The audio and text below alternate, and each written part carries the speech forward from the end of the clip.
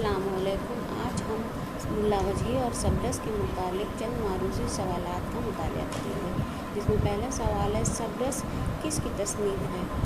उसके ऑप्शन हैं मीर अहमद दहलवी, मुल्ला वजही, गवासी या निज़ामी लेथी। उसका सही जवाब ऑप्शन बी है मुल्ला वजही। दूसरा सवाल है दास्तान सबरस किसकी फरमाइश पर लिखी गई। अली आदिल शाह, मोहम्मद अली कुतुब शाह, अब्दुल्ला कुतुब शाह या इब्राहिम कुतुब शाह। उसका सही जवाब ऑप्शन सी है अब्दुल्ला कुतुब शाह। तीसरा सवाल है सबरस में आखिरी बादशाह को किस मुल्क का हुक्मरान बताया गया है।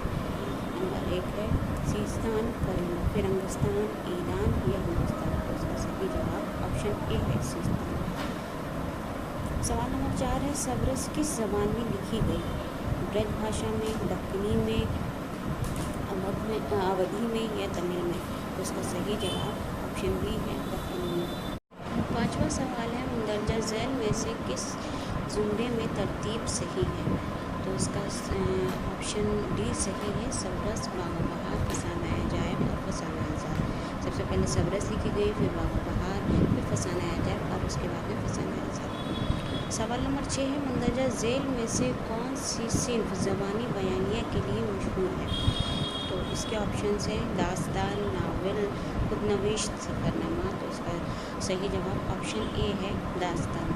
सवाल नंबर 7 है सबरस का सबसे फ़आल, मुतहर्रिक और जानदार किरदार कौन सा है।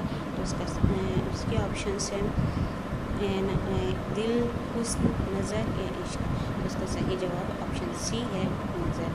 सवाल नंबर 8 है दक्कन की पहली नसरी तसनीफ़ कौन सी है। ऑप्शन हैं भूवन, करबल कथा, बाग़ बहार या सबरस। तो इसका सही जवाब सबरस है।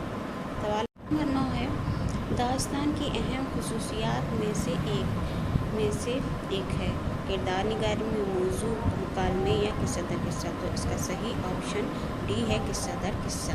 शुक्रिया।